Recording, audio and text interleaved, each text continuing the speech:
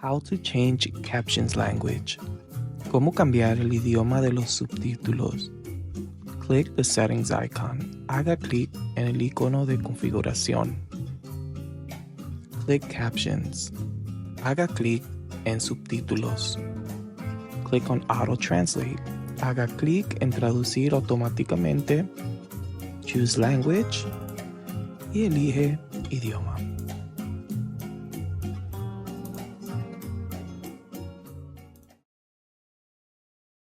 I am here with the infamous Returning Citizens Support Group, Newark, New Jersey. Introduce yourself, fellas, and tell me what y'all do. Yeah, my name is Edwin Ortiz. Everybody know me as Chino. I am one of the co-founders of the Returning Citizen Support Group, based out of Newark, New Jersey, Essex County. Justice in practice served 30 years. Really quick, we started the Returning Citizen Support Group because when I was in prison, I saw brothers in and out of the prison system, and I would ask them in the yard, like, yo, why you keep coming back? And a lot of brothers would be like, man, Chino, it's hard out there. Some brothers didn't have an answer. They would just keep walking the track. And when I came home on September 22nd of 2016, I realized, how hard it really was out here. The question that I asked the brothers that came back to prison was answered for me. We were marginalized. We were discriminated against, housing discrimination, difficulty finding employment, a lot of trauma that I was dealing with. So I was like, wow, now I understand why brothers, kept going back into the prison system. So we created a support group. Before we got space, we used to meet at the park, Weedway Park. We would meet at churches, wherever we can go and gather, because that was a safe space that we felt safe at. And that's what gave birth to the Returning Citizen Support Group. And I'll let my other co-founders introduce themselves. My name is Carmelo Ortiz. Chino's better half. That's how I always identify myself. I'm a graduate of Rutgers North, graduated my bachelor's degree. Part of the reason we started this group is because, or another part of the reason is because I came home maxed out. I had no ID card, no birth certificate, no social security card. So it's very difficult for me to make that transition. Coming home, I wanted to support my family. I wanted to do the right thing, but society made it impossible for me. Right? They made it very difficult for me. And given that the United States and Puerto Rico don't have a good relationship, it was hard for me to get my birth certificate. And you use your birth certificate to get any other documentation. And the other thing is because being that most people that come out of prison are maxed out, like 85% of people are maxed out. In school, I learned that the people that max out are the one with the highest recidivism rate.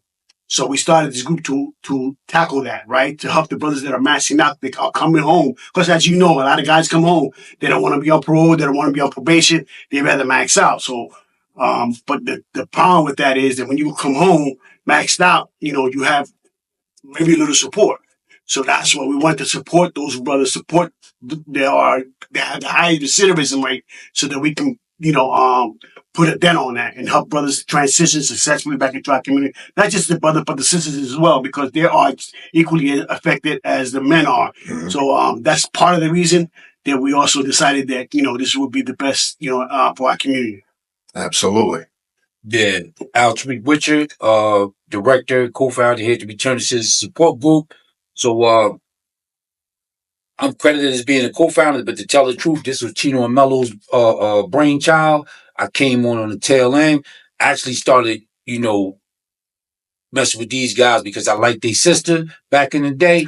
So I never actually got with their sister. I ended up stuck with these two knuckleheads. So now I'm part of the family. So their sister is my sister, their niece is my niece. We're family. Chino and Melo said they wanted to start this organization, and inside the prison system, we were all paralegals. We always on the front lines, making sure we get better food, visits, treatment of our families, et cetera, et cetera. So when they came out here, it's only a natural extension of what we were doing inside. When they talk about starting this organization, this movement, I jumped on board. In the Bible, they say build it and it will come.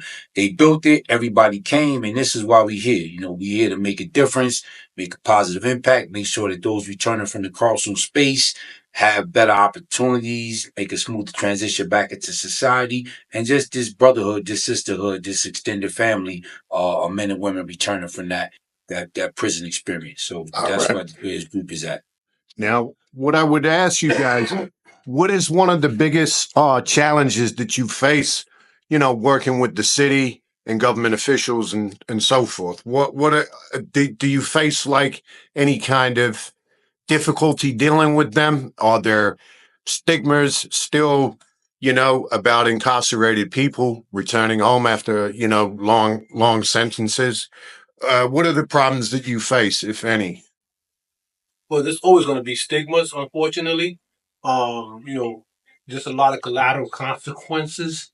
Even after we served our debt to society, we still are, facing challenges that prevent us from really excelling. But we do have a good relationship with the current mayor from North, Ras Baraka. He supports our movement, and we've built relationships with other entities in the government, the Department of Corrections being one of them. The state, the governor's office, right? Because politics is in everything, right? So we're a grassroots organization. Tariq Melanchino grew up in the city of Newark.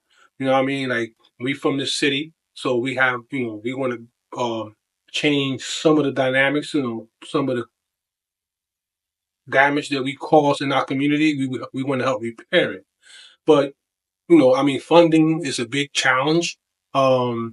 Because we're a small grassroots organization, and unfortunately, there are other organizations that get millions of dollars, right?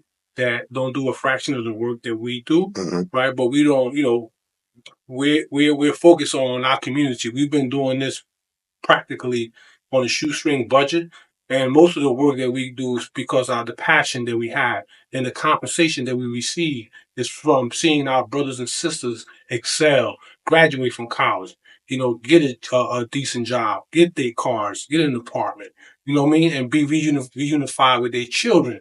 And, because that's one of the collateral consequences of mass incarceration is how it destroys families. So seeing our brothers and sisters be reunited with their children, man, that's the best compensation that we can get. Wow. Yeah, I would add that so we're just trying to change the narrative, right? Because they have this perception that brothers go to prison and they come out worse criminals, right? But that's far from the truth. The truth is we are productive members of society. We paid our debt to society, but yet we are still being, held accountable for our past, issues, past problems, past crimes. And so we're trying to change the narratives. Others that come after us can have the same opportunities that are afforded to us. Obviously, we still have a lot of work ahead of us because there are still a lot of laws that are in place that, infringe on our rights and prevent us from getting ahead in life. So we just taking it one step at a time.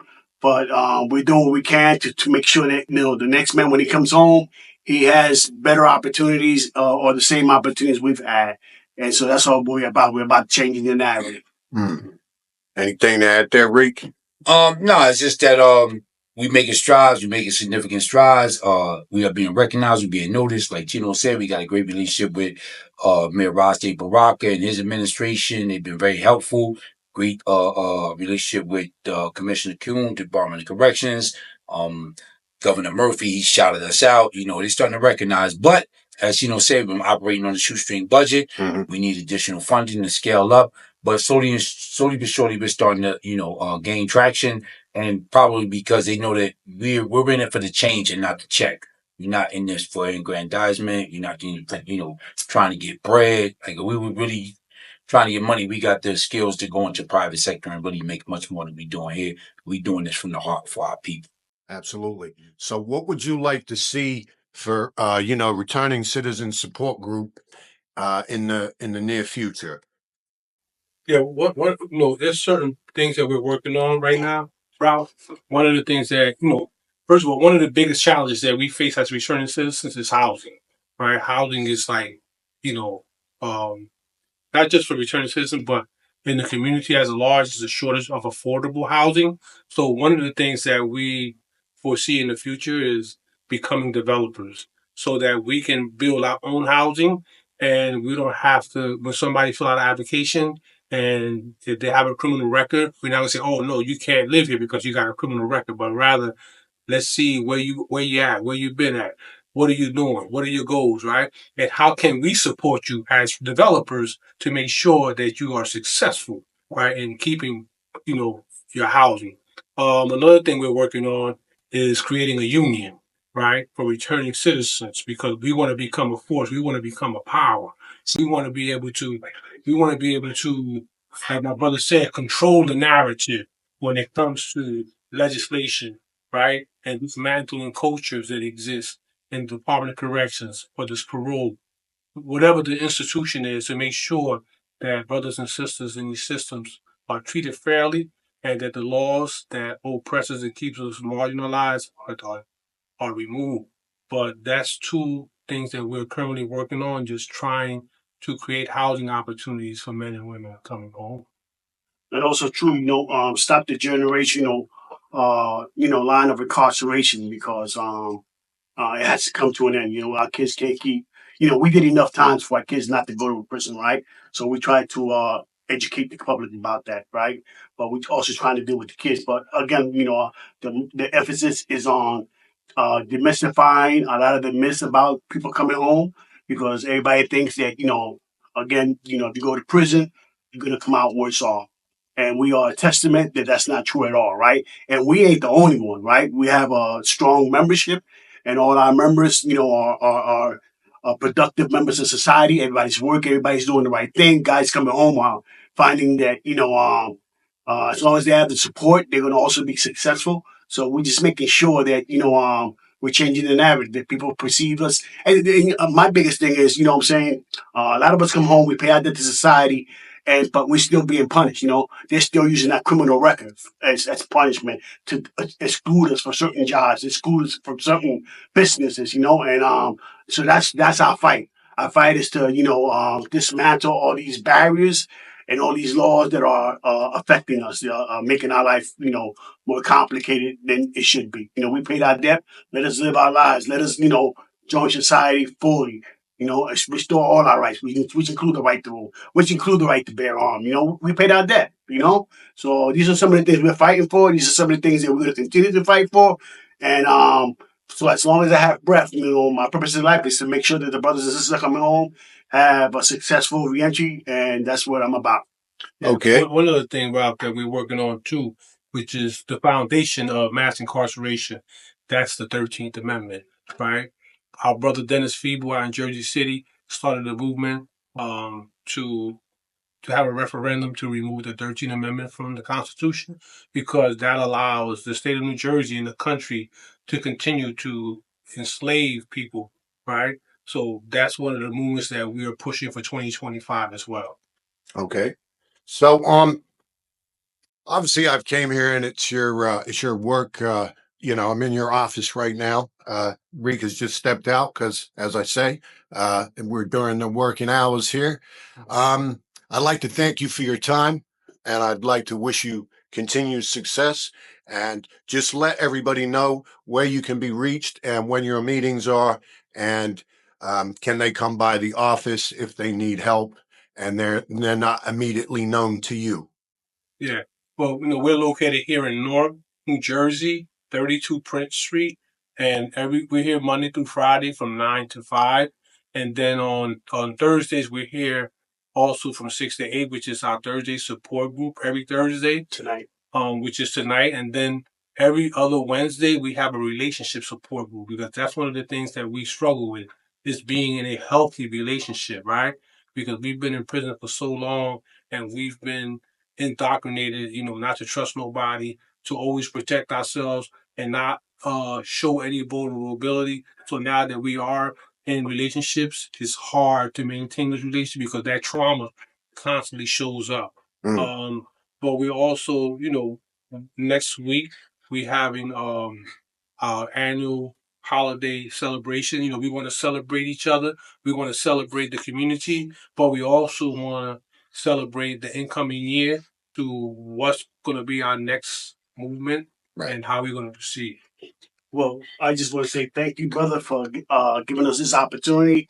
We appreciate your work. I know, we all have a purpose in life.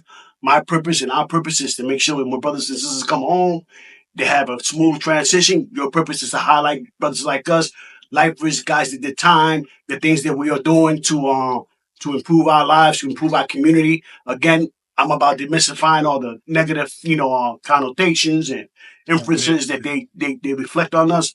So, so I want to thank you for that opportunity. And, again, it's just about change, letting people know that we're here. But yeah, like my brother said, we located at 32 Prince Street.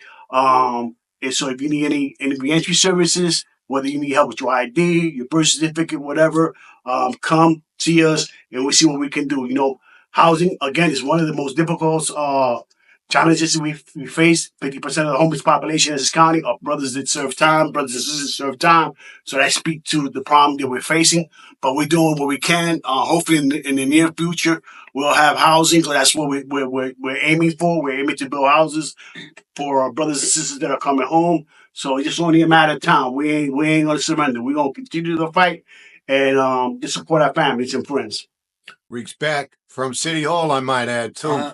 Change makers. Yeah, so I don't know what I missed. Was there a prompt question that proceeded? We were just asking what you would like to see in the future for returning citizen support group, and any words of advice for anybody coming home off a long sentence that is not immediately known to you, and how to get in contact with you guys. Obviously, Chino and Mello have already answered that, but just from your own perspective, anything that you would like to see in the future for returning citizen support group, what would you like to see?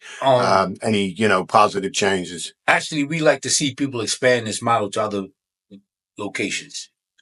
South Jersey, Texas, California, London, the UK, wherever. This group is so important because, and I'm dating myself here, but if anybody remember the Honeymooners, Ralph Cramden and Ed Norton had the Raccoon Lodge. That was their weekly lodge where they got together with the brothers or whatever. You got AKAs, you got Deltas, you got people from sororities, fraternities, you got different groups, brotherhoods, sisterhoods that they meet together. Our organization, for lack of a better phrase, you got like Narcotics Anonymous, Alcoholics Anonymous. For lack of a better phrase, we're like Criminal Anonymous. We come together weekly to make sure that we stay in touch with one another, like-minded individuals, vibing off of one another, loving on one another, making sure that, hey, man, how you doing? How's everything going? Yada, yada, yada. It's a support group, and it's really a support group, and we are the extended family, and we want to see this expanded. Like, feel free to, start your own returning citizen support group in another location. I've had, people reach out to me. A brother just reached out to me from South Jersey. He wants to do it in South Jersey. Another brother reached out to me from Arizona that I did a bid with back in the 90s. So he's starting to have it over there. So we would like to see this model expanded because people come home, they work, they become a part of the fabric of society, but sometimes they need that brotherhood, that sisterhood, just to be able to talk to, cats that been through the same thing they've been through, because your family will love on you, your family, they support you, et cetera, but they don't understand some of the things they don't understand why we walk around with a spoon in our back pocket. They don't understand why we do certain things that we do, but we need that. So I just would like to see this expanded throughout, and I would like to see us get the proper funding and recognition from the politicians, and to let them know that you can't arrest your way out of crime. It's been proven time and time again. These get tough on crime legislations and all these different draconian sentencing laws, they're not working. 95% of the people that's locked up are going to come home. The United States incarcerates over 2 million people. 95% of those people are coming home. It's less than 5% of people that have life without parole. We're coming back into society. You need to make sure that people have access to housing, employment, education, healthcare services, so that people don't recidivate. It costs right now more than $50,000 a year to keep a person in prison, and that's a healthy prisoner with no medical issues whatsoever. It's a waste of taxpayers' dollars largely, and there should be no free rides. There's no free crimes under the sun. If a person commits an offense, and he needs to be dealt with accordingly. But right now, they're like killing a fly with a sledgehammer. It's ridiculous. It's overkill. Make sure that people are healthy. And while people are inside, give them access to training, employment, vocational skills, education, healing services, treat the trauma so that when people come home, they come home whole and healed and everything else. So that's some of the main takeaways I like to do. And again, reach out to us. 32 Prince Street, Newark, New Jersey. We're all on Facebook. So you can reach out to us and make it happen. But we appreciate this this platform, this opportunity to let people know what's going on and how to reach out to us. Right. On that note, I want to say thank you to Alta Rig Witcher. I want to say thank you to Mello, and I want to say thank you to Chino. Thank you so much for your time. I know you're busy today. Returning Citizen Support Group, New Jersey. This is the guys. If you need help, reach out to these brothers. Thank you. Thank you, bro. Thank you. Peace.